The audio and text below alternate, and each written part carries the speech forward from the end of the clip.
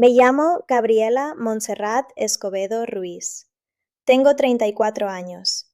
Y la mañana en que mi vida se empezó a deshacer, estaba sentada a la orilla de mi cama con una sudadera vieja que tiene una mancha de cloro cerca del dobladillo, sosteniendo una taza de café que ya me había olvidado por completo, buscando en Instagram una receta de pasta. Así es como pasa, ¿verdad? No te preparas. No estás parada frente a una ventana mirando la lluvia, sintiendo que algo se acerca. Estás ahí nomás en tu ropa de sábado, y entonces tu pulgar se detiene, y tu cerebro tarda como 3 segundos completos en entender lo que tus ojos ya están viendo. Mi vestido de novia. Puesto en Itzel, en la cuenta secreta de Instagram de mi esposo. Quiero que entiendas algo antes de contarte cómo llegamos hasta ahí. Quiero que entiendas lo que ese vestido significaba para mí. Ahorré 14 meses para comprarlo. Lo escogí sola porque no le quería dar a nadie la oportunidad de tener una opinión que me hiciera dudar de la mía propia. Tenía una hilera de botones de satín en la espalda. 31, los conté una vez. Y la mañana de mi boda, me paré en el baño de una hacienda en Tequisquiapan y me los abroché uno por uno yo sola, porque la prima que iba a ayudarme se había quedado dormida. No se lo dije a nadie. Simplemente lo hice. Salí al jardín, caminé hacia el altar y pensé, puedo hacer las cosas difíciles sola.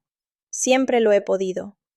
No sabía esa mañana que tenía razón de una manera para la que todavía no estaba lista. Antes de seguir, si ya sentiste algo en el pecho, si ya te estás inclinando hacia adelante tantito, dale like a este video y suscríbete para que no te pierdas a dónde llega esta historia. Y compártelo con alguien que lo necesite, porque creo que muchas de nosotras le hemos dado algo valioso a alguien de confianza, y descubrimos demasiado tarde lo que hicieron con eso. Déjame un comentario y dime desde dónde me estás viendo y qué hora es allá. De verdad quiero saber. Ahora déjame regresarte al principio. Crecí en Querétaro, en el barrio de La Cañada, en una casa donde el amor era real, pero los recursos emocionales, los de adentro, los que importan, se racionaban sin que nadie se propusiera racionarlos. Mi papá manejaba tráiler de largo recorrido, la ruta Querétaro-Monterrey-Nuevo Laredo. Estaba fuera más de lo que estaba en casa. Mi mamá sostuvo todo con 2 empleos y una terquedad que ahora reconozco como pura supervivencia. Éramos dos, yo e Itzel, 4 años menor. Esto es lo que pasa cuando eres la mayor en una casa así. Te vuelves confiable tan joven que todos dejan de notar cuando tú necesitas algo. No lo digo con amargura, es simplemente verdad. Itzel era la menor, la más suave, la que podía llorar y que alguien llegara corriendo. Yo era la que ya estaba resolviendo para cuando alguien se acordaba de checar cómo estaba. Mi mamá me quiso completamente, eso lo sé. Pero le dio su ternura a Itzel porque Itzel la pedía, y yo nunca la pedí, porque ya había aprendido que pedir se sentía como debilidad. Cuando tenía 11 años, tuve un festival de coro en la escuela. Había ensayado 3 meses. Me sabía cada palabra de cada canción. Mi papá tenía una carga que dijo que no podía rechazar. No llegó. Mi mamá se sentó en primera fila con Itzel en las piernas, y después me dijo que yo había sido la mejor de todas. Le creí. Y nunca olvidé que fue la única de mis papás que lo vio. Me convertí en alguien que se muestra, para todos, sin que me lo pidan, sin llevar la cuenta, porque había decidido en algún punto dentro de esa casa en Querétaro que la manera de importar era siendo indispensable, siendo la que nunca falla, la que nunca es un inconveniente. Y si tú alguna vez has vivido así, si alguna vez has sido la fácil, la confiable, la que aguanta sin quejarse para que nadie tenga que preocuparse por ella, creo que ya entiendes algo de lo que viene. Porque esto es lo que he aprendido. Cuando te pones así de disponible, hay gente que te va a querer por eso. Y hay gente que te va a usar. Me tardé 5 años y medio en acabar la universidad. En la Autónoma de Querétaro, comunicación. Porque tenía que seguir trabajando de noche en la recepción de un hotel en el centro para cubrir lo que la beca no alcanzaba. Me gradué sin fiesta, sin celebración, sin escándalo, porque para entonces todos habían aprendido que Gabriela no necesita escándalo. Me vine a Ciudad de México a los 26 con un coche de segunda y ahorros para 3 meses de renta. Conseguí trabajo en una agencia de marketing digital en La Juárez. Fui subiendo.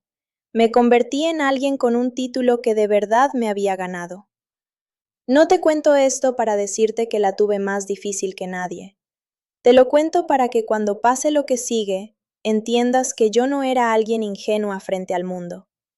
Era alguien que había sido cuidadosa, deliberada y autosuficiente toda su vida adulta. Conocí a Rodrigo en el cumpleaños de una amiga en común cuando tenía 29 años. Era encantador de esa manera particular que se lee como solidez. Atento, bueno para el contacto visual, el tipo de hombre que recuerda lo que le dices y lo regresa después de una forma que te hace sentir vista. Salimos 3 años. Me propuso matrimonio un martes en la tarde en nuestra propia cocina, sin gran gesto, solo él mirándome a través de la barra y diciéndome que quería hacer esto conmigo. Dije que sí de inmediato, sin dudar. Tengo que decirte que mi amiga Marisela, que me ha conocido desde el segundo año de universidad, me dijo felicidades cuando la llamé con la noticia, y después no dijo casi nada más. Pensé que estaba siendo callada nomás, no insistí. Marisela es de esas personas que han tenido razón en cosas antes de poder explicar por qué, y he pensado mucho en esa llamada desde entonces. Marisela Vega Domínguez ha sido mi amiga más cercana por 12 años. Es compacta, se mueve rápido y tiene un bob recto que lleva desde que la conocí, con unos ojos oscuros que leen la letra chica de todo lo que dices. Es paralegal en un despacho de derecho familiar en la Colonia del Valle, lo cual ahora se siente casi demasiado conveniente, pero en ese entonces era solo un dato de su vida. Creció en Monterrey en una familia ruidosa donde la honestidad se consideraba una forma de amor. No sabe fingir que algo está bien. En 12 años nunca ha fingido que algo está bien. La primera vez que conoció a Rodrigo fue amable. Le dio la mano, se rió de sus chistes, comió la cena que él preparó con apreciación apropiada.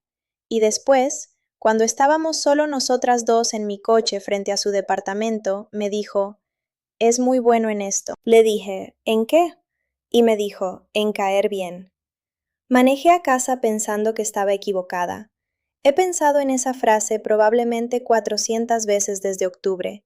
Mi familia quiso a Rodrigo de inmediato y completamente, lo cual debería haberme dicho algo, porque la aprobación de mi familia nunca ha coincidido ni una sola vez con que algo sea realmente bueno para mí. Itzel especialmente. Itzel se iluminaba cerca de él de una manera que noté y después desnoté, porque se iluminaba cerca de la mayoría de los hombres y yo había decidido hace mucho que era simplemente su personalidad. Es magnética. Siempre lo ha sido. Entra a los cuartos como si supiera de qué pared viene la luz. Me llamó 3 semanas antes de que pasara todo y me preguntó si le podía prestar mi vestido de novia.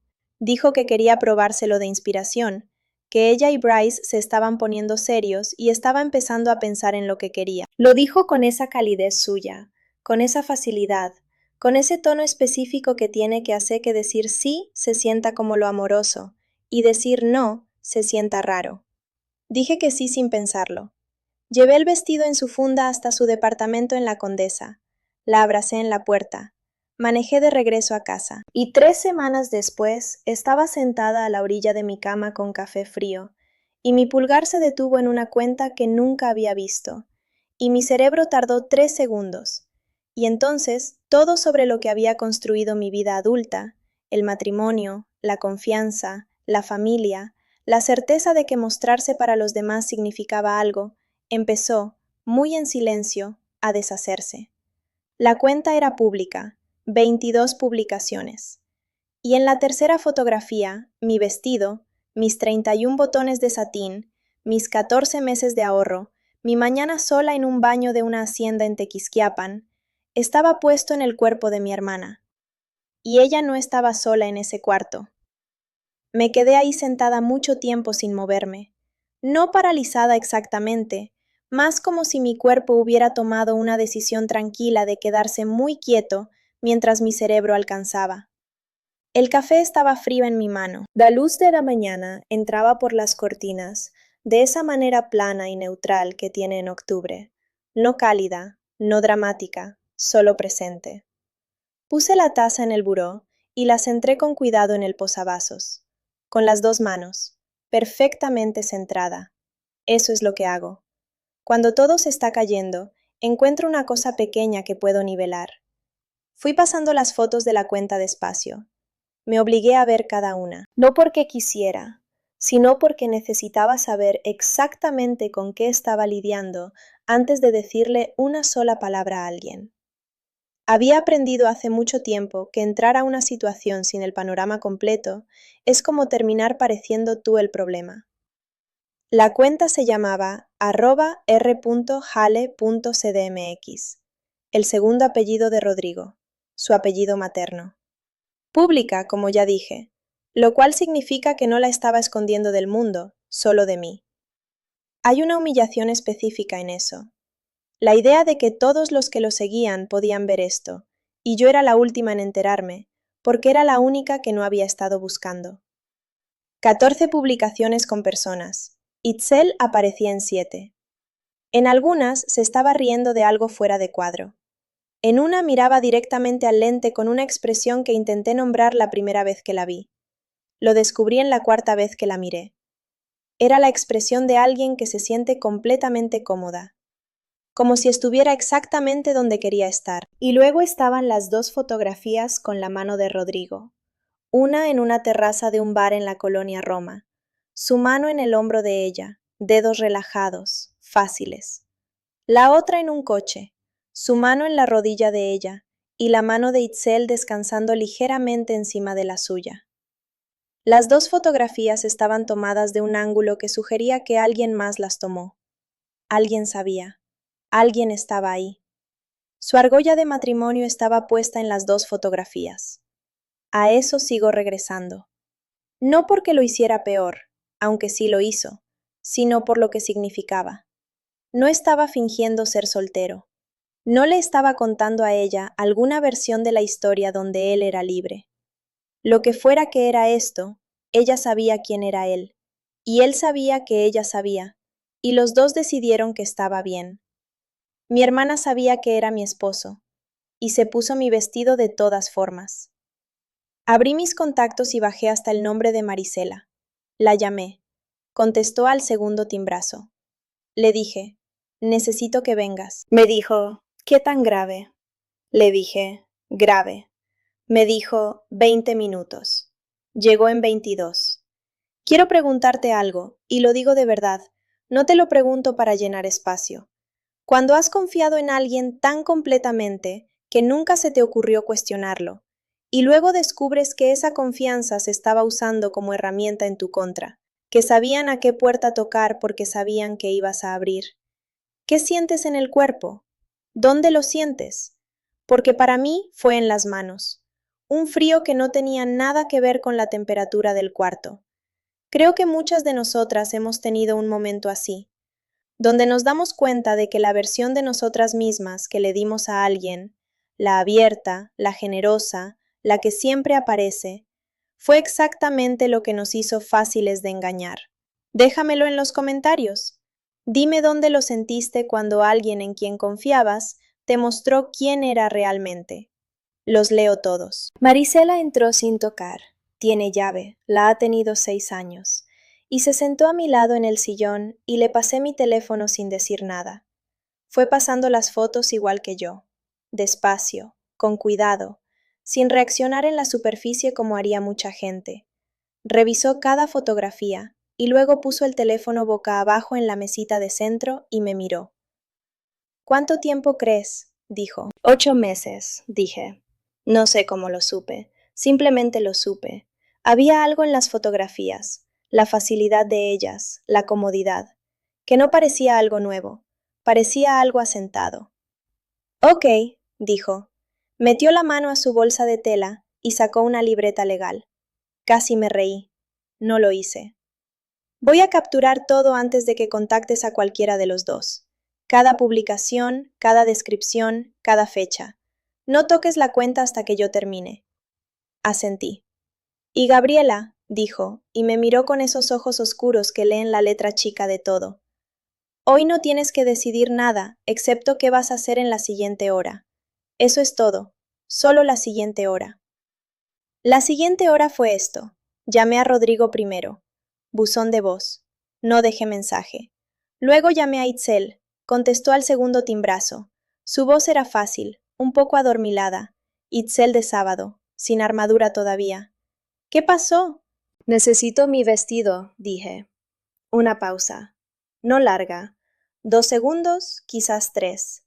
Pero yo conocía a Itzel desde hacía 30 años y conocía cada textura de sus silencios. Y ese no era un silencio de confusión. Ese era un silencio de cálculo. Claro, sí, dijo. Te lo iba a llevar esta semana. ¿Es que... ¿Estás bien? Lo necesito hoy, Itzel. Ok, sí. ¿Quieres que te lo lleve o...? Yo voy por él. Manejé a su departamento sola. Marisela me siguió hasta la puerta con la mirada, y yo negué con la cabeza una vez y ella se detuvo. Necesitaba hacer esta parte sola. No sé cómo explicarlo más que diciendo que hay confrontaciones demasiado personales para tener testigo. Estacioné en la calle y me quedé en el coche con las manos en el volante exactamente 2 minutos. Los conté. Luego me bajé. Itzel abrió la puerta antes de que tocara. Traía un blazer camel sobre una blusa crema. El cabello arreglado. Se había compuesto en el tiempo entre mi llamada y mi llegada, lo que significaba que sabía por qué venía yo. El vestido estaba colgado en la puerta de su cuarto, dentro de su funda. Lo podía ver desde la entrada. Lo había movido ahí antes de que yo llegara. Había pensado dónde debería estar cuando yo entrara. Nos sentamos en su sala. No me quité la chamarra. La conversación fue surrealista en su tranquilidad. Ninguna de las dos levantó la voz. Eso casi lo hizo más difícil, porque no había calor donde esconderse, no había volumen para llenar el espacio donde las palabras no alcanzaban. Ella intentó 4 encuadres, los conté también. Primero, no es lo que parece. Luego, Rodrigo y yo simplemente conectamos de una manera que... y se detuvo sola. Luego, Gabriela, tú y él llevan meses desconectados. Seguramente lo has sentido. Y al final, el que más le costó decir, porque era el más cercano a algo que ella realmente creía. No pensé que te fuera a doler tanto. Tú siempre estás bien. Nunca necesitaste a nadie de la manera en que... Se volvió a detener. La dejé terminar todos. Dejé que cada uno cayera y se asentara. Y luego dije, cuando me pediste el vestido, ¿ya había empezado? Miró sus manos. Itzel. No respondió. Eso pensé, dije. Me paré. Tomé la funda del vestido de la puerta de su cuarto. Pesaba más de lo que recordaba, o quizás yo estaba más cansada. Caminé hacia su puerta de entrada. Dijo mi nombre una vez. No me volteé. Rodrigo llegó a la casa a las 4 de la tarde. Yo estaba sentada en la mesa de la cocina. Las capturas de pantalla estaban ahí, impresas en papel, que había sido idea de Marisela. Había manejado a su despacho y las imprimió mientras yo estaba en el departamento de Itzel. No hagas esto en un teléfono, me había dicho. Ponlo en papel, hazlo real para él. 22 páginas boca arriba, extendidas sobre la mesa en una cuadrícula. Nuestra mesa de cocina, donde comíamos, donde yo pagaba recibos los domingos en la noche, donde él me había propuesto matrimonio sin gran gesto y solo con su cara y la pregunta. Entró por la cochera. Vio la mesa antes de ver mi cara.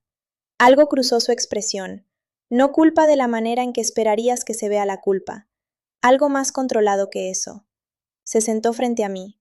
Estaba tranquilo. Siempre, siempre tranquilo. Sé que esto se ve mal, empezó. No, dije. Solo esa palabra. Lo intentó de todas formas, porque es un hombre que siempre ha podido hablar para salir de las cosas. El matrimonio se había vuelto una sociedad, dijo. Se había sentido invisible. No había sabido cómo decirlo. No estaba defendiendo lo que hizo, dijo. Y luego defendió todo lo que hizo, oración por oración, en el lenguaje particular de una persona que ha ensayado la sinceridad. Lo dejé hablar un rato. y luego puse mi dedo sobre una de las fotografías. Tu argolla aparece en 2 de estas, dije. Se detuvo. La traías puesta, Rodrigo, en las 2. No estabas confundido, no estabas perdido. No eras un hombre que cometió un error y se arrepintió. Te ponías la argolla cada mañana e ibas con ella, y luego regresabas a casa conmigo, y colgabas las llaves en el gancho, y me preguntabas cómo me había ido el día. No tenía respuesta preparada para eso. Por primera vez en toda la conversación, hubo un silencio que le pertenecía a él. Necesito que te vayas esta noche, dije. ¿Podemos hablar mañana? ¿Podemos solo...? Marisela te va a contactar sobre los siguientes pasos. Se levantó, tomó sus llaves. Hizo pausa en la puerta, de la manera en que la gente lo hace cuando espera que los llames de regreso. Ni siquiera vas a llorar, dijo. Genuinamente no pude determinar si era una observación o una acusación. Lo miré un momento. Lloré en el coche camino de regreso del departamento de Itzel, dije. Tú tampoco estuviste ahí para eso. Se fue. La puerta se cerró. La casa quedó muy quieta. Me quedé en la mesa mucho tiempo. Luego me levanté. Llevé las 22 páginas impresas al bote de reciclaje. Lavé mi taza de café de esa mañana y le mandé un mensaje a Marisela con 3 palabras. Ya se fue. Ven. Llegó en 18 minutos. Los siguientes días tuvieron una textura particular que no esperaba. Había anticipado dolor, el tipo agudo, el ruidoso. Lo que llegó en cambio fue algo más callado y más desorientador. Una especie de planitud, como si el volumen de todo hubiera bajado 3 puntos y yo estuviera moviéndome por mi propia casa, mis propias mañanas, mi propio reflejo en el espejo del baño, ligeramente separada de todo. Agarraba el teléfono por hábito y luego recordaba que no había nadie a quien quisiera llamar. Empezaba a escribirle a Rodrigo algo ordinario, una pregunta sobre el súper, un recordatorio sobre el seguro del coche, y luego ponía el teléfono en la barra y me quedaba parada ahí un momento, mirando nada. El duelo hace eso. Incluso cuando lo que estás llorando resultó no ser real, igual lo lloras. Lloras la versión en la que creíste. Lloras el martes en la tarde en tu propia cocina y al hombre que te miró a través de la barra. Lloras la historia dentro de la que estabas viviendo. Aunque esa historia haya sido mentira, era tuya. Habías construido tus mañanas alrededor de ella. Marisela se quedó conmigo 3 noches. Durmió en el cuarto de visitas y hacía café antes de que yo me despertara, y no me preguntaba cómo me sentía, solo me pasaba cosas. Café, un vaso de agua, el nombre de una abogada de divorcios en la que confiaba del despacho. Es una persona que expresa el amor a través de la logística, y nunca en mi vida había agradecido más nada. A la 4ª mañana se sentó frente a mí en la mesa de la cocina, la misma mesa, las mismas sillas, y dijo, necesito decirte algo que debí haberte dicho hace mucho. La miré. Sabía que algo estaba mal con él, dijo. No sabía qué, no tenía nada específico, pero lo sabía. Y me seguí diciendo que no era mi lugar decirlo sin pruebas, y yo... Se detuvo. Lo siento, debí haber encontrado la manera de decirlo. Lo pensé un momento. Si lo hubiera escuchado de haberlo dicho.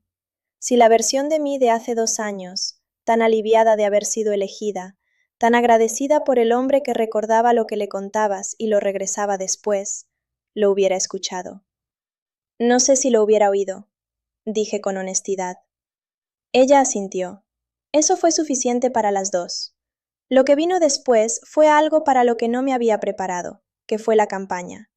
Le llamo así porque eso fue exactamente lo que fue, organizada, estratégica, desplegándose en fases.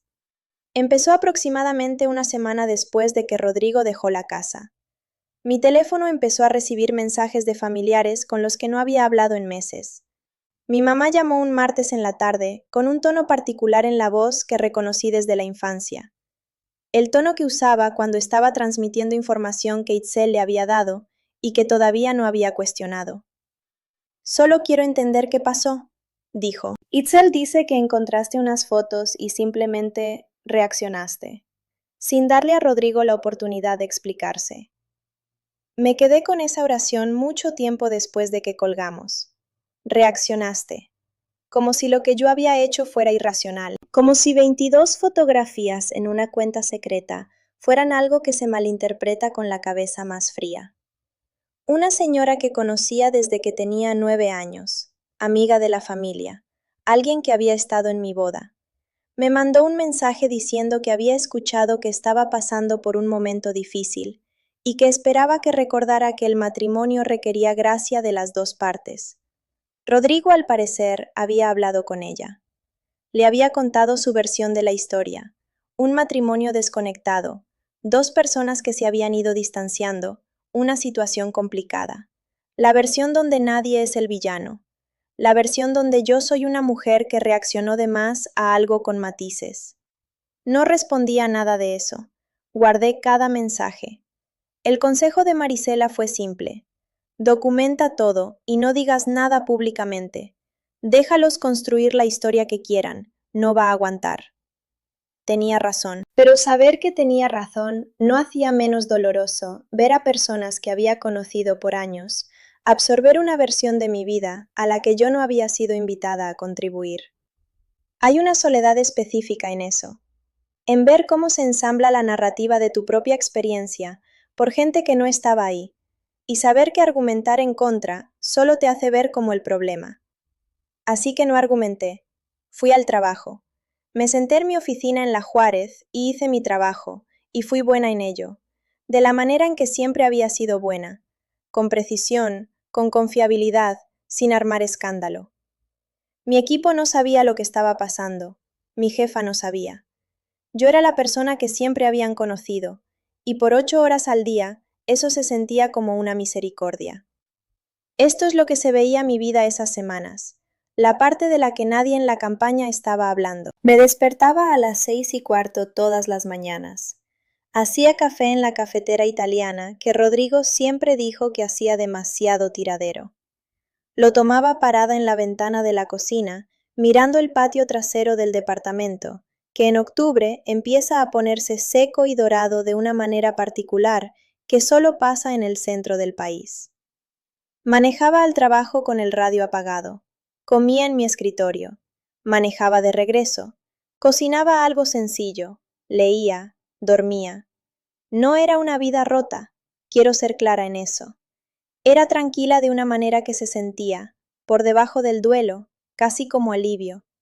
No estaba performando nada. No había nadie en la casa para quien yo tuviera que administrar mis reacciones, nadie a quien tuviera que hacerle sentir cómodo. Podía estar cansada cuando estaba cansada, y estar callada cuando quería silencio, y no me costaba nada. Una tarde estaba sentada en el pequeño balcón con una copa de vino, y me encontré pensando, esta es la primera vez en 2 años que me siento aquí sin calcular si a él le gustaría estar aquí conmigo. Y ese pensamiento se asentó en mi pecho de una manera complicada, parte pérdida, parte algo para lo que todavía no tenía palabra. Casi llamé a Itzel esa noche. Mi pulgar de verdad se quedó sobre su nombre, no porque tuviera algo que decirle, sino porque ella era la persona a quien hubiera llamado. Era, por 30 años, la persona a quien hubiera llamado, y todavía no había integrado del todo el hecho de que ella era la razón por la que no tenía nada que decir. Puse el teléfono, terminé el vino, entré. La carta llegó un jueves. No una carta del abogado de Rodrigo. Marisela ya me había preparado para cómo se vería eso, y todavía no había llegado. Esto era diferente. Un sobre personal, dirección escrita a mano, mi nombre en letras de molde cuidadosas. El remitente era un despacho de abogados que no reconocí en Querétaro. Lo recogí del buzón y me quedé parada en la entrada mirándolo un momento largo. Luego entré y lo puse en la barra de la cocina, y me obligué a terminar el vaso de agua que había servido antes de salir a checar el correo. Me quedé en la barra y tomé el agua despacio y miré el sobre. No lo abrí esa noche. No sé si puedo explicar completamente por qué. No era miedo exactamente. Era más que tenía una sensación, no una específica, solo una cualidad de sensación, de que lo que estuviera adentro iba a pedirme algo que no estaba lista para dar a las 9 de la noche de un jueves, con los zapatos todavía puestos y la chamarra todavía abrochada. Lo puse en el buró. Dormí, o algo cercano a dormir. En la mañana hice café. Me senté en la mesa de la cocina. Llamé a Marisela. Llegó algo, dije. Una carta, de un despacho de abogados en Querétaro. Una pausa. ¿Qué despacho? Le leí el nombre. Otra pausa, más larga. Ábrela, dijo. Me quedo en el teléfono.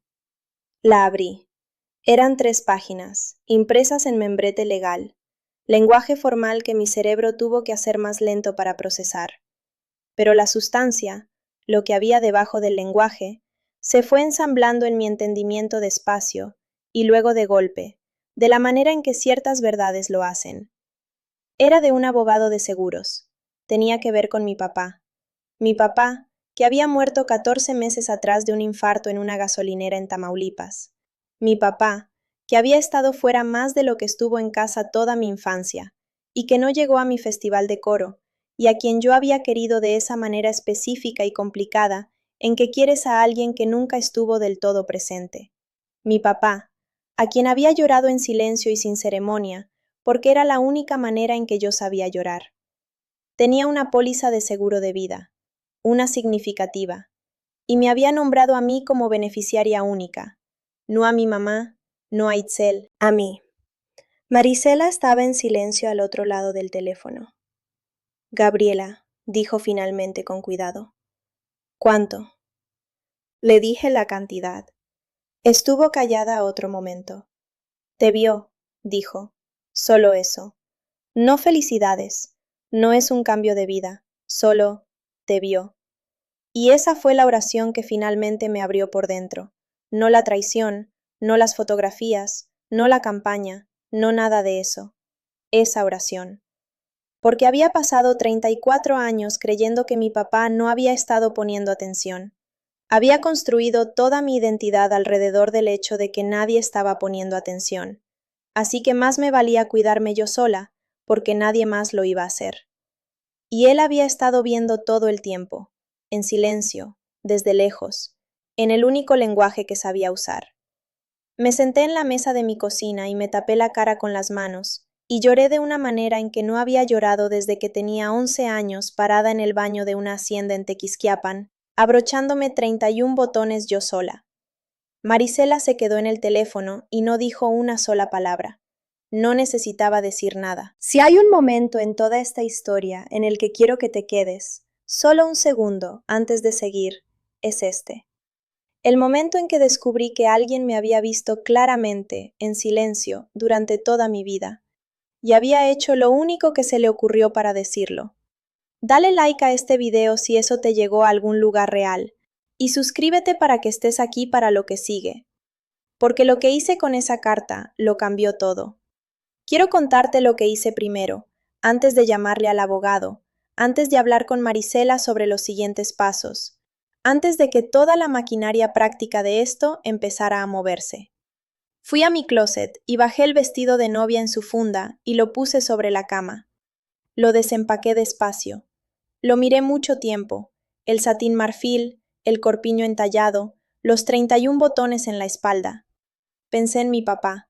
Pensé en el hecho de que había sacado una póliza y me había nombrado a mí, y había pagado las primas durante años, en silencio, sin decirle a nadie, sin usarlo como palanca ni como moneda, ni como una historia que él pudiera contarse sobre sí mismo.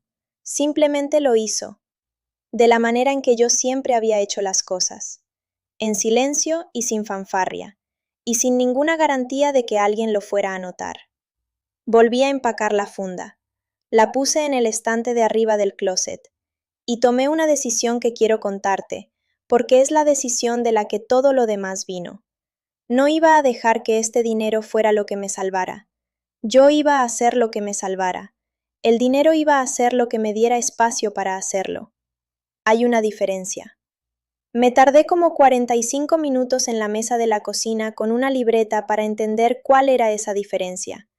Y una vez que la entendí, no volví a cuestionarla. Marisela llegó esa tarde con comida para llevar y su libreta legal, y el nombre de la abogada de divorcios en la que confiaba. Nos sentamos en la mesa de la cocina. Siempre en esa mesa de la cocina se había convertido en el cuarto de guerra, el lugar donde yo seguía reensamblando mi vida pieza por pieza, y me fue explicando cómo se verían las siguientes semanas. La abogada, el proceso de revelación financiera, el departamento, que estaba en los dos nombres, pero al que yo había contribuido más y que quería conservar. La cuenta de ahorro conjunta, que Marisela ya había marcado como algo que necesitaba monitorear, porque tenía un presentimiento sobre ella. Tenía razón sobre el presentimiento. Cuando finalmente tuve acceso al panorama financiero completo, un panorama que le había confiado a Rodrigo para que lo manejara porque él estaba en bienes raíces, el que entendía el movimiento del dinero, o eso me había dicho a mí misma. Encontré que la cuenta conjunta había bajado casi 30% durante el año anterior. Retiros pequeños, irregulares, espaciados de una manera que no activaría ninguna alarma. Nada dramático suficiente para notar si no estabas buscando. Yo no había estado buscando. Me quedé con esa información una tarde y sentí algo que no esperaba. No más enojo, sino una especie de claridad. Porque respondí a la pregunta que había estado rodeando en silencio desde el sábado en la mañana a la orilla de mi cama. La pregunta no era solo cuándo empezó o cuánto tiempo sabía. La pregunta era quién era él en realidad, y la respuesta se estaba ensamblando ahora con la precisión fría de un documento. Un hombre que hacía planes paralelos. Un hombre que siempre había tenido una cuenta alterna para su vida real, guardada separada de la que yo tenía permitido ver. Ya estaba lista de ser la cuenta que él guardaba aparte. La llamada de Itzel llegó un martes, 11 días después de que yo había salido de su departamento con la funda del vestido. No la había llamado. No había respondido a los 2 mensajes que me mandó en la primera semana. Mensajes cuidadosos, medidos, que no eran del todo disculpas y tampoco del todo no lo eran. Los había leído y había puesto el teléfono y regresado a lo que estaba haciendo, porque había aprendido en esos 11 días que no tenía que responder a todo solo porque llegara. Llamó a las 7 de la tarde. Casi no contesté. Luego contesté porque sigo siendo, por debajo de todo, la mujer que levanta el teléfono. Su voz era diferente a la última vez. La compostura se había ido. Sonaba sin capas, más pequeña. Lo terminó, dijo. Rodrigo. La cuenta ya no existe, la borró, y me dijo que no era lo que quería continuar. No dije nada. Bryce se enteró, dijo. Alguien le dijo, no sé quién, y se fue. No más. Agarró una maleta y se fue, y yo... Su voz se quebró ligeramente. Sé que no tengo derecho de llamarte, lo sé, es que no tengo a nadie más. Me quedé parada en mi cocina sosteniendo el teléfono, y miré por la ventana hacia el patio, hacia el pasto seco y dorado de octubre, y pensé en 30 años. Pensé en la niña que dormía en la cama de enfrente en el cuarto que compartíamos en Querétaro. Pensé en cuando tenía 19 años, y robó algo de una tienda en el centro, y yo manejé, pagué, hablé con el encargado para que no levantara un acta, y nunca le dije nada a mi mamá. Pensé en todas las veces que había absorbido las consecuencias de sus decisiones, porque era más fácil que verla enfrentarlas. Sé que lo sientes, dije. Te creo que lo sientes. Gabriela, eso no cambia nada todavía, dije. Necesito que entiendas eso. No estoy colgando porque te odie. Estoy colgando porque no tengo nada más que dar ahorita. Y por primera vez en mi vida, no voy a dar lo que no tengo. Colgué. Me quedé en la cocina mucho tiempo. Luego fui a la barra y escribí 3 cosas en la libreta que ya guardaba ahí permanentemente. Lo que sé, lo que necesito, lo que no voy a hacer. Debajo de lo que no voy a hacer escribí, cubrir a nadie, fingir que estoy bien cuando no lo estoy, dar desde vacía. Miré esa lista un rato. Luego la arranqué de la libreta y la doblé y la puse en la bolsa de mi chamarra. Y usé esa chamarra las siguientes 2 semanas. Y cada vez que metía la mano en la bolsa, sentía el papel doblado y recordaba lo que había escrito. La preparación tomó 9 días. La abogada de Marisela, una mujer llamada Patricia Osei, 51 años, con lentes de lectura que colgaban de una cadena dorada y un apretón de manos que comunicaba que ya lo había escuchado todo antes y que nada de esto la impresionaba. Me explicó el proceso con una minuciosidad que se sentía casi maternal. No era cálida de manera suave, era cálida de la manera en que lo es una estructura muy buena. Te sientes segura dentro de ella, aunque el clima afuera sea terrible. Patricia tenía un dato que lo reencuadraba todo. Durante el proceso de revelación financiera, encontró que Rodrigo había abierto una cuenta personal en BBVA 18 meses atrás, 6 meses antes de que las capturas de Marisela pudieran ubicarlo con Itzel, lo que significaba que la separación financiera había llegado primero, lo que significaba que ya estaba planeando una versión de su salida antes de que Itzel siquiera fuera parte del cuadro. Itzel, al final, no era la causa del colapso del matrimonio. Era el lugar al que había ido una vez que ya había decidido irse. Me quedé con eso en la oficina de Patricia un momento, y luego dije, ¿eso lo hace mejor o peor? Patricia me miró sobre sus lentes. Lo hace preciso, dijo. Si lo hace mejor es asunto tuyo. Decidí que lo hacía clarificador. Hay una versión del duelo que es más fácil cuando entiendes la arquitectura de lo que pasó. Cuando puedes ver que no fue simplemente que no fuiste suficiente, sino que la decisión ya estaba tomada antes de que tuvieras oportunidad de ser nada. La noche anterior a la sesión formal de mediación, porque Rodrigo había aceptado mediación en lugar de litigio, lo cual Patricia dijo que era la decisión correcta para todos, me senté en el balcón con Marisela. Hacía suficiente frío para tener cobijas. Había traído un termo de café y lo sirvió en 2 tazas, y nos sentamos ahí en la oscuridad, y ninguna de las dos dijo nada por un rato. ¿Estás lista? Dijo finalmente. No creo que lista sea la palabra correcta, dije. Estoy preparada, eso es diferente. Asintió. Mi papá me preparó, dije. No estaba segura exactamente por qué lo dije en ese momento, pero se sentía verdadero de una manera que necesitaba decirse en voz alta. Solo que él no sabía que lo estaba haciendo. Marisela me miró. Sí sabía, dijo. Manejé a las oficinas de mediación a la mañana siguiente sola. Patricia me encontró en el lobby. El edificio estaba en el centro histórico de Ciudad de México, vidrio y líneas limpias, el tipo de edificio diseñado para sentirse neutral. Lo había pasado cientos de veces en camino al trabajo sin registrarlo nunca. Ahora me paré frente a él, y pensé en la última vez que había hecho algo tan difícil sola, y pensé en el baño de una hacienda en Tequisquiapan, y 31 botones de satín, y pensé, ya he hecho cosas difíciles sola, sé cómo funciona esto. Entré. Rodrigo ya estaba en la sala de juntas cuando Patricia y yo llegamos. Traía un quarter zip gris marengo y jeans oscuros, casual pero compuesto. Su abogado era un hombre que no reconocí, joven, con una laptop abierta frente a él. Rodrigo levantó la vista cuando entré. Algo cruzó su expresión que no pude nombrar del todo. No culpa, no remordimiento, algo más cercano a sorpresa, como si genuinamente no hubiera esperado que yo me viera de la manera en que me veía. Me senté frente a él y puse las manos entrelazadas sobre la mesa, y lo miré directamente, de la manera en que Marisela me había enseñado a mirar las cosas que necesitaba entender con claridad. La mediadora era una mujer llamada Sandra, casi 50 años, cabello con canas, la neutralidad practicada de alguien que se ha sentado en esta sala a través de cientos de versiones de esta historia particular.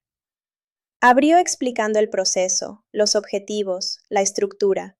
Escuché cada palabra. El abogado de Rodrigo abrió su posición.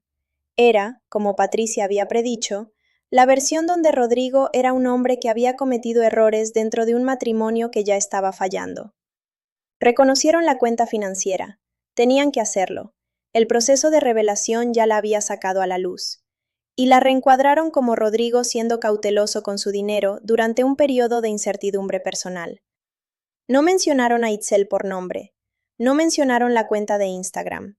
Iban a intentar negociar esto como una disolución directa con división equitativa de bienes, lo cual hubiera sido un enfoque muy razonable si yo hubiera sido otro tipo de persona con otro tipo de abogada. Patricia los dejó terminar. Tiene la paciencia de alguien que ha tenido razón tantas veces que ya no necesita apresurarse. Luego abrió su carpeta. la documentación de la cuenta secundaria. La línea de tiempo de los retiros contra la línea de tiempo de la fecha de creación de la cuenta de Instagram. Un resumen financiero forense que mostraba, con la claridad específica de los números, que Rodrigo había estado moviendo dinero durante 18 meses, empezando antes de que la relación con Itzel estuviera evidenciada, continuando a través de ella, y acelerándose en los 2 meses antes de que yo encontrara las fotografías. No era un hombre ejerciendo cautela financiera, era un hombre construyendo una rampa de salida. Sandra miró los documentos. Los miró mucho tiempo. El abogado de Rodrigo se inclinó y le dijo algo en voz baja. La mandíbula de Rodrigo se tensó. Solo ligeramente. Solo lo suficiente. Señor Jale Vargas, dijo Sandra, en el tono medido de alguien eligiendo palabras con precisión. Me gustaría tomar un descanso de 10 minutos antes de continuar. En el descanso, Patricia se inclinó hacia mí y dijo en voz baja. No sabía de la línea de tiempo financiera. Su abogado no tenía el panorama completo. ¿Eso cambia nuestra posición? Pregunté. No, dijo. Cambia la de él. Cuando Rodrigo regresó a la sala después del descanso, algo había cambiado en él. La compostura seguía ahí, siempre está ahí, es lo que carga como herramienta. Pero estaba más delgada, como una chamarra usada demasiadas temporadas que empieza a mostrar la estructura por debajo. Y en ese momento, por primera vez en todo el proceso, vi algo en él que me costó algo ver. No al hombre encantador del cumpleaños, no al calculador de nuestra mesa de cocina, algo más pequeño y más ordinario. Una persona que había tenido miedo de algo, de la quietud, de la ordinariedad, de una vida que no estuviera performando de la manera que él necesitaba.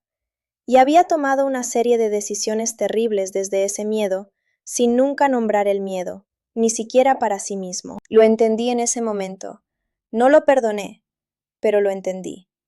Me miró a través de la mesa y sostuve su mirada exactamente el tiempo necesario para comunicar que ya no estaba enojada. Estaba algo más allá del enojo.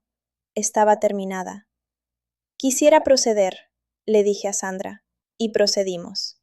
No di un discurso, no necesité uno. Salí de ese edificio al aire de noviembre y me quedé parada en la banqueta un momento con las manos en las bolsas de mi chamarra y sentí el papel doblado de la libreta. Lo que sé, lo que necesito, lo que no voy a hacer. Y me quedé ahí respirando el aire frío y no me sentí victoriosa. Quiero ser honesta en eso. Hay una versión de esta historia donde la mujer sale de la sala y levanta el puño y todo es limpio y brillante y resuelto. Eso no fue lo que pasó. Lo que pasó fue que me quedé parada en una banqueta en el centro histórico, sintiendo el cansancio específico de alguien que ha cargado algo muy pesado por mucho tiempo, y finalmente le han dado permiso de soltarlo. No triunfo, liberación. Son cosas diferentes, y la diferencia importa. Patricia salió detrás de mí y me dio la mano con esa calidez firme y estructurada suya. Lo hiciste bien, dijo. Tuve buena ayuda, dije. Me miró sobre sus lentes, que había subido a la cabeza. Tuviste buena ayuda, acordó, y supiste qué hacer con ella. Esa parte fue tuya. Se fue. Me quedé un momento más. Luego me subí al coche y manejé a casa. Lo que pasó con Rodrigo después me llegó en pedazos, de la manera en que llegan las cosas cuando ya no estás dentro de la vida diaria de alguien, pero sigues existiendo en la misma ciudad, en la misma órbita general de personas que saben cosas. El primer pedazo llegó de Marisela, unas 3 semanas después de la mediación. 2 de los clientes de Rodrigo en los despachos de Polanco habían hecho preguntas que él no pudo responder cómodamente. El proceso de revelación financiera había generado documentación que se volvió parte del registro formal, y los registros formales tienen manera de llegar a las personas que necesitan verlos. Uno de ellos se salió de un trato pendiente. Los despachos no estaban contentos. No me alegré cuando escuché eso. Quiero ser clara también en eso. Había pasado suficiente de mi vida midiendo lo que las personas merecían como para dejar de hacerlo ahora. Lo que sentí fue algo más callado, un reconocimiento de que la arquitectura de las decisiones de una persona eventualmente va a cargar el peso de esas decisiones, con o sin que nadie empuje. El segundo pedazo llegó de mi mamá. Llamó un sábado en la mañana, la misma hora del día, la misma luz plana, aunque ya era noviembre y la luz era diferente. Y su voz tenía una textura distinta a la última vez que hablamos. La calidad manejada y transmitida había desaparecido. Sonaba cansada y un poco avergonzada, lo cual para mi mamá, que no se avergüenza fácilmente, era significativo. Te debo una disculpa, dijo. Me senté en la mesa de la cocina. Escuché la versión de Itzel, dijo, y la repetí. Y no debí haber hecho eso sin hablar contigo primero. No, dije, no debiste. Lo sé. Nos quedamos calladas un momento. ¿Está bien? Pregunté. No porque estuviera lista para arreglar nada, solo porque era mi mamá e Itzel era su hija, y yo sigo siendo, por debajo de todo, la hermana mayor. Está batallando, dijo mi mamá con cuidado. Regresó a Querétaro, ha sido difícil para ella. Asentí, aunque ella no podía verme. Lo creo, dije. ¿Tú vas a...? Empezó mi mamá. Todavía no, dije. No sé cuándo, pero todavía no. Lo aceptó. Hablamos otros 20 minutos de cosas ordinarias. Su trabajo, el perro nuevo de una vecina, el tiempo en Querétaro. Fue la conversación más honesta que habíamos tenido en años, y la honestidad llegó precisamente de todas las cosas que no intentamos resolver. Escribí la carta a Itzel un domingo en la tarde en diciembre, no la carta que había estado componiendo en mi cabeza desde octubre, la llena del inventario específico de todo lo que había hecho y todo lo que había costado. Esa también la había escrito, en la libreta, una noche tarde cuando necesitaba sacarla de mi cuerpo y ponerla en papel. Pero esa no era para ella, era para mí, y una vez que la escribí, la doblé y la puse en el mismo cajón que el papel doblado de la bolsa de mi chamarra, y la dejé ahí. La carta que sí mandé tenía 2 páginas. La escribí a mano porque quería que sintiera el peso de ella, la permanencia específica de palabras que no se pueden desmandar, no se pueden editar, no se pueden revisar después. Le dije que la quería, que la había querido 30 años, y que ese querer no tenía interruptor para mí, lo cual ella sabía, y era exactamente por eso lo que era lo que hizo. Le dije que no estaba lista para reconstruir nada todavía, y que quizás no lo estaría por mucho tiempo, y que necesitaba estar preparada para eso, sin hacer de ello mi responsabilidad manejar sus sentimientos al respecto. Le dije que no iba a cubrirla ni allanarle el camino, ni absorber las consecuencias de esto de la manera en que había absorbido las consecuencias de todo lo demás.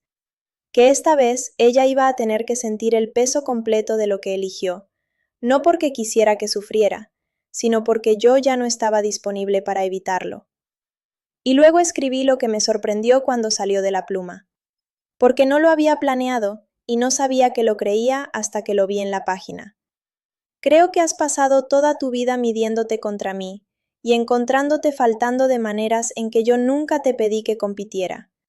Creo que tomaste algo mío no solo porque lo querías, sino porque tenerlo se sentía como finalmente estar a mano. Entiendo eso, no lo acepto, pero lo entiendo. Y espero que algún día encuentres la manera de querer cosas para ti misma sin necesitar tomarlas de alguien más. Sellé el sobre. Le puse estampilla. Manejé al buzón de la esquina y me quedé ahí un momento sosteniéndolo. Marisela estaba en mi asiento del copiloto. Había venido a cenar y estaba esperando con el motor encendido y la calefacción prendida. Le había dicho que necesitaba hacer esta parte sola, queriendo decir la parte de quedarse parada en el buzón, el sostener lo final antes de que ya no fuera mío para sostener. Lo metí al buzón. Me subí al coche. Marisela me miró. ¿Lista?, dijo. Lista, dije. Estiró la mano y apretó la mía una vez. Luego puso el coche en marcha y regresamos a la casa y cenamos, y me hizo reír 2 veces sobre algo completamente ajeno a todo esto, que era exactamente lo que había que hacer. Es enero ahora. El patio está completamente seco y pelón. La cafetera italiana hace demasiado tiradero, y la uso cada mañana de todas formas. Mi argolla de matrimonio lleva 2 meses guardada, y la marca en el dedo casi se ha ido del todo. La piel olvida más rápido de lo que crees que va a olvidar, lo cual es reconfortante o inquietante dependiendo de la mañana. El departamento es mío, mi nombre en la escritura, mi café en la barra, mi chamarra en el gancho junto a la puerta con el papel doblado todavía en la bolsa. No lo he vuelto a sacar.